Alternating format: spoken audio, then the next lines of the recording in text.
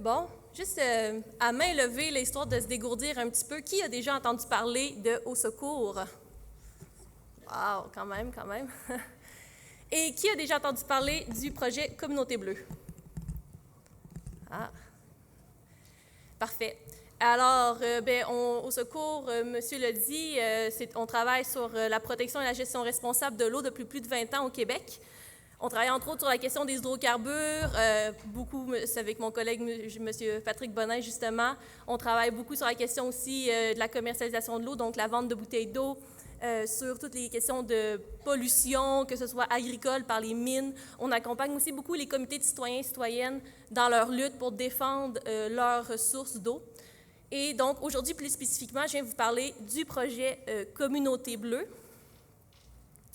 Donc, le projet Communauté Bleue, c'est une initiative conjointe qui a été lancée en 2009 par plusieurs groupes, notamment le projet Planète Bleue et aussi le SCFP. Donc, c'est pour ça que je voulais vérifier un peu là, si vous connaissez ce projet-là, parce que c'est un projet qui a été lancé, oui, par le Syndicat canadien de la fonction publique, ainsi que par le Conseil des Canadiens. Le but de ce projet-là, c'était vraiment de protéger et de promouvoir les services d'eau publique. À l'époque, on se souvient, M. Harper, il ne nous manquait pas quand même là, de revoir son visage comme ça. Là, on se dit « Ah non, il ne nous manquait pas, il ne nous manquait pas ». À l'époque, M. Harper, ce qu'il voulait faire, c'est qu'il disait aux municipalités qu'elles ne recevraient pas leur financement pour leurs infrastructures d'eau si elles ne s'engageaient pas à faire des partenariats publics-privés pour la gestion de leur eau. Alors, ce projet-là a été lancé, le projet Communauté Bleue, vraiment pour que les municipalités puissent adopter des résolutions préalables, là, vraiment pour s'assurer de garder sous contrôle public leur gestion d'eau. Donc, c'était vraiment pour contrer cette pression grandissante du gouvernement fédéral pour une privatisation des services de l'eau. Ce projet vise aussi à faire la promotion de notre eau du robinet, qu'on met beaucoup de temps, beaucoup de ressources financières, beaucoup de jobs de bras, on pourrait dire, à produire une eau potable de qualité, donc il faut en être fier. Et ce projet visait aussi à faire connaître l'enjeu de la protection de l'eau comme un bien commun au niveau mondial. Vous savez, la présentation de mon collègue, M. Bonnin, était très, très intéressante et c'est sûr que la crise climatique, c'est un enjeu majeur qui menace la survie de l'humanité, c'est certain. Mais il y a une autre crise dont on n'entend pas beaucoup parler ces temps-ci, c'est la crise de l'eau. Parce que présentement, même si on arrivait à diminuer complètement nos émissions de gaz à effet de serre, comme on doit le faire, on se retrouverait quand même avec une crise mondiale de l'eau. Parce que oui, elle est exacerbée par les changements climatiques, cette crise de l'eau, mais elle est en soi une crise qui notamment en cause d'une mauvaise allocation des ressources en eau, notamment parce que l'eau est détenue en grande majorité par des intérêts privés qui l'utilisent mal, qui la gaspillent. Donc, cette crise mondiale de l'eau là est telle que d'ici 2030, donc d'ici seulement 11 ans, la demande en eau va dépasser les ressources disponibles de 40 %. Donc, imaginez si présentement, à quel point il y a une immense partie de l'humanité qui manque d'eau.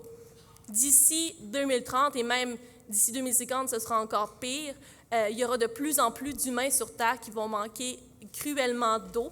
Et il y aura de plus en plus une pression grandissante sur les pays dans le monde où il y a de l'eau potable. Et ici, au Québec, évidemment, on est très chanceux, chanceuse. On a énormément d'eau, comparativement à d'autres parties dans le monde. On a une eau de qualité, mais on a de plus en plus d'intérêts privés qui voient dans notre eau une moyen de faire des profits et qui veulent se l'approprier. Donc, ce projet Communauté Bleue sert aussi à ça, à s'assurer que la crise mondiale de l'eau ne soit pas une façon détournée pour privatiser nos sources d'eau potable, pour privatiser nos services d'eau potable. Donc, qu'est-ce qu'une communauté bleue? C'est bien simple, c'est une collectivité, donc que ce soit une municipalité, que ce soit une institution d'enseignement comme une école, comme une école, une université par exemple. Ça peut aussi être une communauté autochtone, une communauté religieuse. Donc, toute collectivité peut devenir une communauté bleue si elle prend 3 engagements. Elle doit d'abord reconnaître le droit humain à l'eau et aux services d'assainissement. Elle doit promouvoir la gestion publique de l'eau potable et des eaux usées. Et finalement, elle doit bannir la vente de bouteilles d'eau dans ses événements publics, dans ses édifices publics également.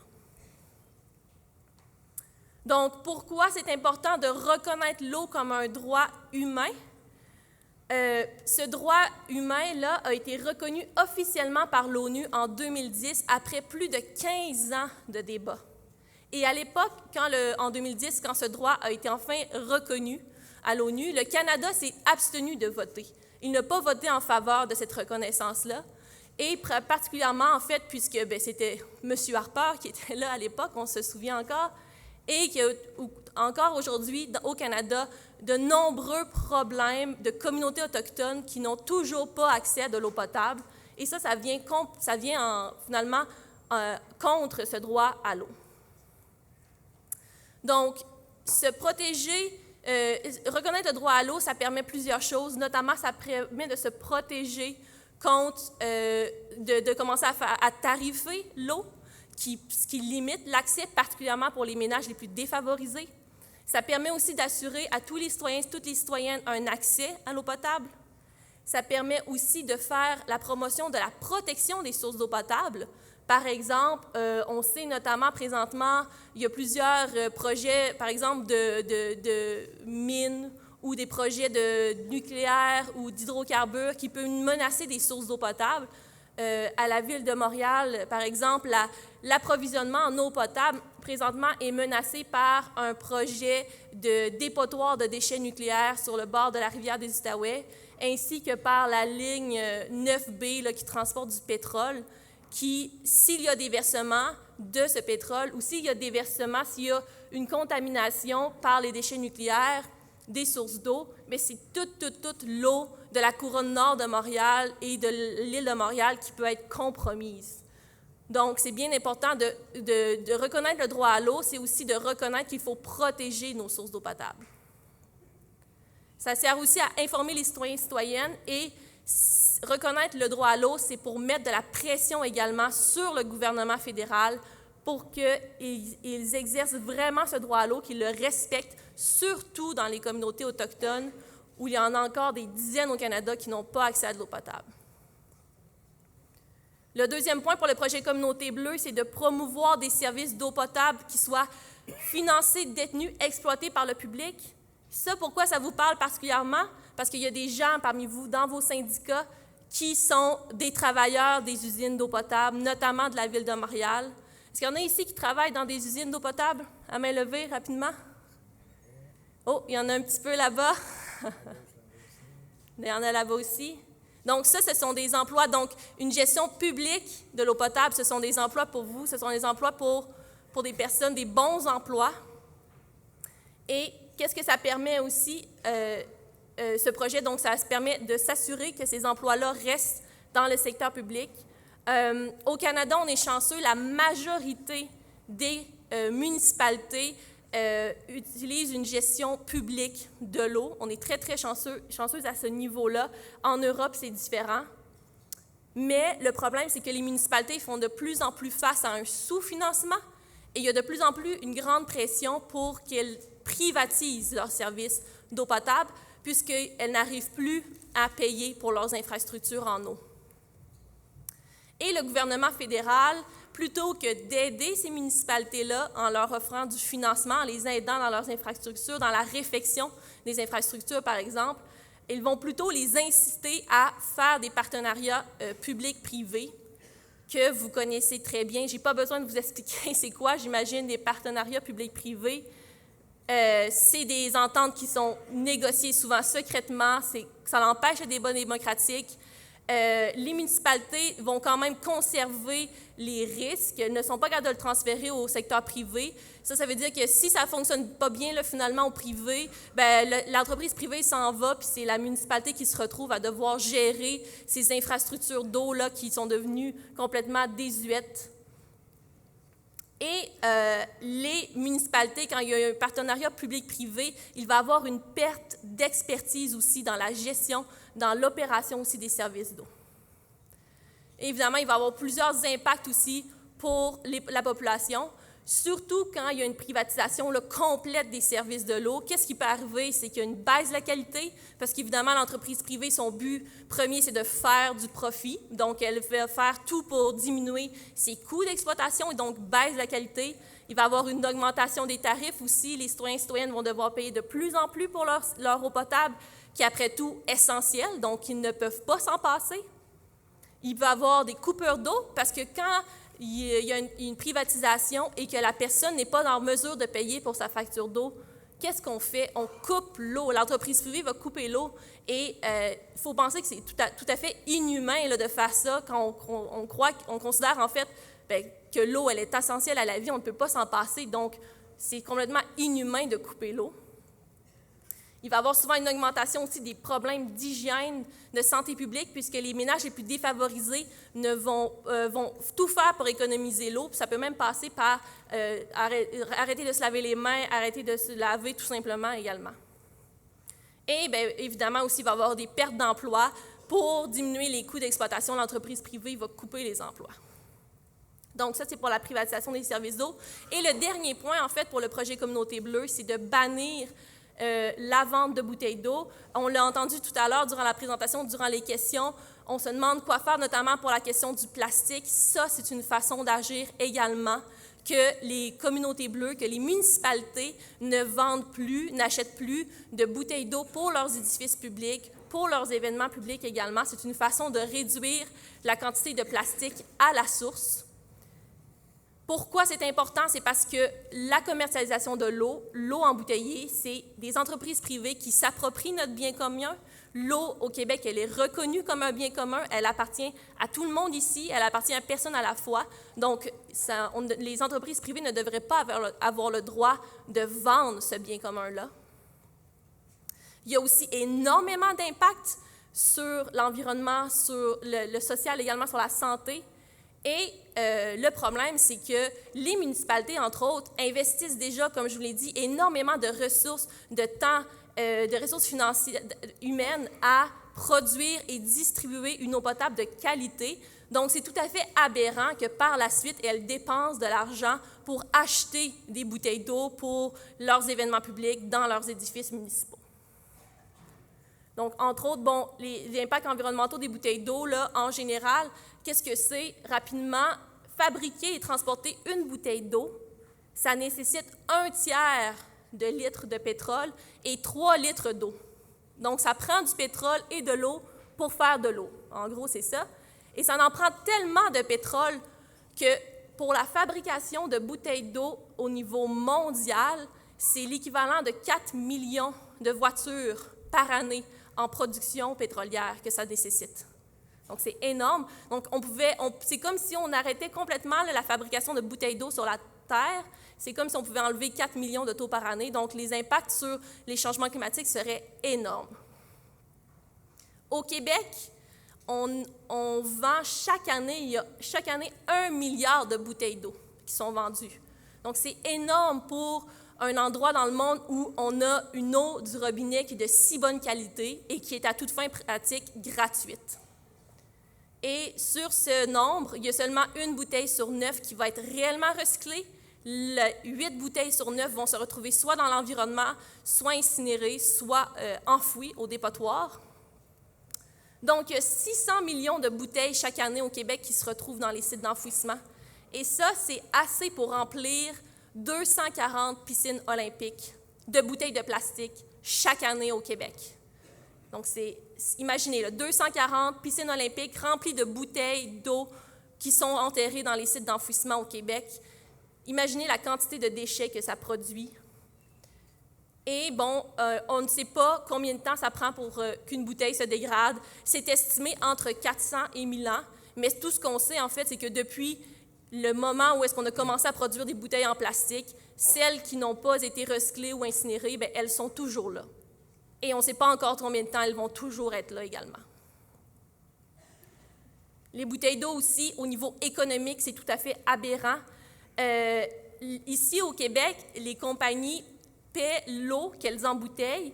Elles donnent seulement en redevance au gouvernement 7 cents par 1000 litres d'eau qu'elles embouteillent. Donc, imaginez après ça, quand elles vous vendent cette bouteille d'eau-là à 1 $, 1,50 $, imaginez les profits faramineux qu'elles font. Et là, on ne parle pas de petites entreprises locales, là. On parle de Pepsi, de Coca-Cola, de Nestlé, qui, entre vous et moi, là, n'ont pas vraiment besoin là, qu'on leur fasse des cadeaux là, fiscaux de cette façon-là. En fait, au Québec, on a révélé ces chiffres-là l'été dernier au Secours avec un journaliste de Radio-Canada. En 2017, il y a 2 milliards de litres d'eau qui ont été embouteillés par les Pepsi, Coca-Cola et Nestlé de ce monde, et le gouvernement n'a reçu que 150 000 $ en redevance. Donc, à toute fin pratique, là, on donne notre eau aux multinationales pour qu'elles nous la revendent par la suite 1500 fois plus cher que ce qu'on paie pour notre eau du robinet.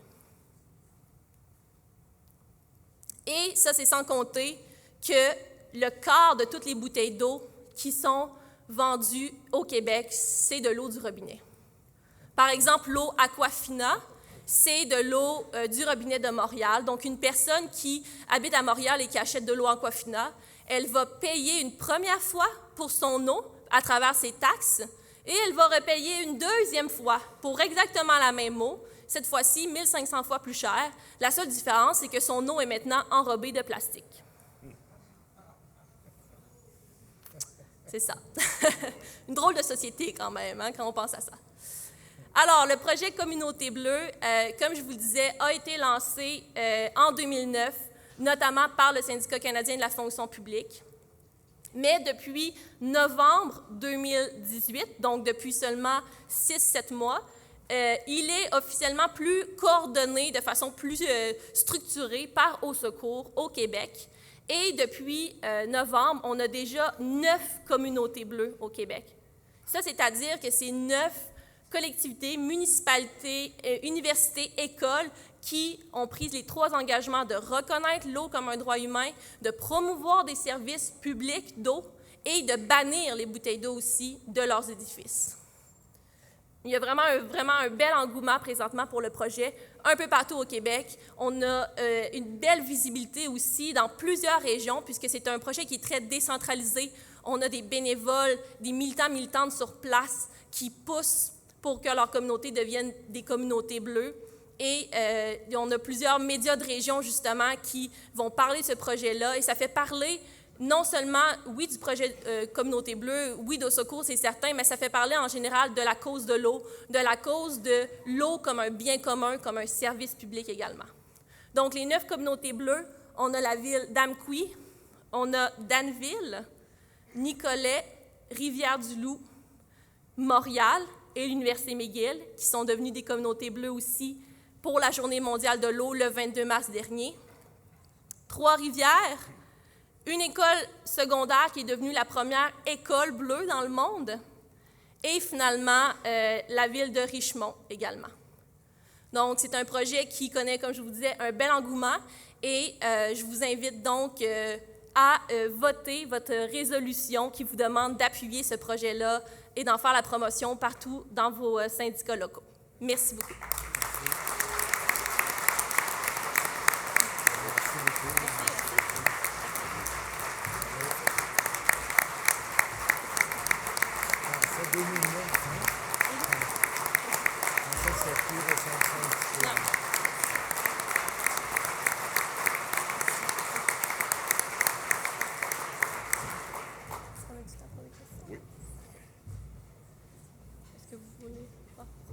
Parfait. Donc, on me dit qu'on a du temps pour les questions.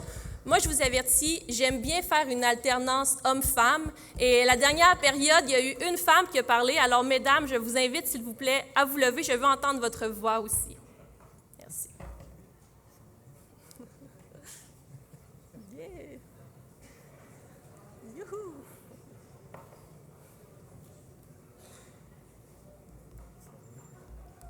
Personne ose.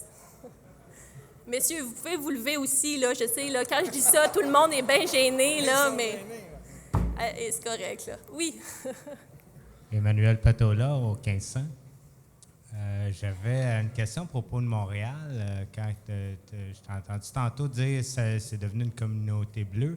Récemment, Montréal avait justement des débats sur l'eau et parlait de faire payer les grands utilisateurs, les industries et tout ça.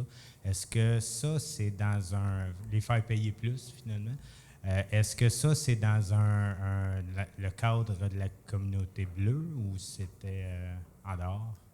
Oui, donc Montréal, présentement, a fait des consultations pré-budgétaires pour adopter son budget. Et il y avait, entre autres, oui, une question sur l'éco-fiscalité, donc peut-être des mesures pour comment on pourrait faire payer l'eau pour que, disons, les gens reconnaissent un peu plus sa valeur et tout ça. Puis c'est sûr que pour nous, à Au Secours, c'est quelque chose qu'on trouve problématique et on est allé intervenir justement durant les consultations. On a déposé un mémoire. Moi, je suis allée sur place aussi pour leur dire qu'ils ne pouvaient pas commencer à tarifer, surtout dans le secteur résidentiel, justement parce qu'ils venaient d'adopter une résolution disant qu'ils reconnaissaient le droit humain à l'eau et qu'une tarification de l'eau, ça va contre ce droit humain à l'eau. Parce que pour les ménages les plus défavorisés, il va y avoir une plus grande partie du revenu qui doit être allouée à payer pour l'eau et ça affecte finalement l'accès à cette eau-là. Donc, c'est sûr que là, à la ville, on m'a dit « Non, non, non, c'est pas ça qu'on voulait dire. » Bon, une fois que nous, on a intervenu dans les médias et tout ça, ils nous ont dit « Non, non, c'est pas ça qu'on voulait dire du tout. » Donc, je crois que on a fait bien les chiens de garde, je crois, et que ça devrait être correct. Mais évidemment, il y a toujours cette pression-là qui revient toujours parce qu'on comprend que présentement, la Ville de Montréal a un déficit d'investissement important dans ses structures d'eau. Mais nous, à Au Secours, ce qu'on dit, c'est que plutôt que d'essayer de tarifer dans le secteur résidentiel, ce qui n'aurait pas beaucoup d'impact finalement sur la consommation d'eau, mais qui aurait un grand impact pour les ménages les plus défavorisés, plutôt aller tarifer pour les ICI, donc les industries, les commerces et les institutions, qui sont des grandes consommatrices d'eau et pour lesquelles, s'il y a un incitatif économique, donc une tarification de l'eau au volume, il y a, c'est ça, un incitatif économique à plutôt moderniser les équipements qui gaspillent trop d'eau finalement. Donc, c'est ce qu'on est allé présenter. On a bon espoir que c'est vers ça que la Ville va aller plutôt. Oui. Oui, mon nom, c'est Claude Dubuc, section locale 1965, Ville de Varennes et Régie intermunicipale de l'eau potable. Je dois dire qu'il y a certaines villes qui font des efforts pour éviter justement le gaspillage, entre autres. Il y a des campagnes pour essayer de limiter l'utilisation de l'eau potable, notamment pour les gazons verts, des gens qui capotent sur le gazon, là. Aussi, certaines villes ont banni des bouteilles de plastique. Chez nous, c'est le cas. Il n'y a pas une bouteille, même les grosses bouteilles là, avec un refroidisseur, il n'y en a plus de ça. On force pour encourager notre produit, comme on dit, là. Et l'autre aspect aussi, au niveau des eaux usées, c'est souvent là qu'on retrouve le plus de privés. Chez nous, il y avait un privé qui était là, qui s'appelait Sonexo. Il est arrivé un événement majeur, parce qu'un privé veut sauver de l'argent. Il est arrivé une inondation, mais le monsieur Sonexo avait pas parti certaines pompes dans des stations de pompage. Donc, ça a inondé les égouts et ça a fait en sorte que ça a causé des problèmes. Et après, c'est nous qui a exploité l'usine d'eau usée. Voilà. Merci. OK. Donc, j'en conclus, c'était plus un commentaire qu'une question. Parfait. Je conclue la même chose. Et pour l'alternance homme-femme, on irait au micro numéro 4. C'est parfait. Merci.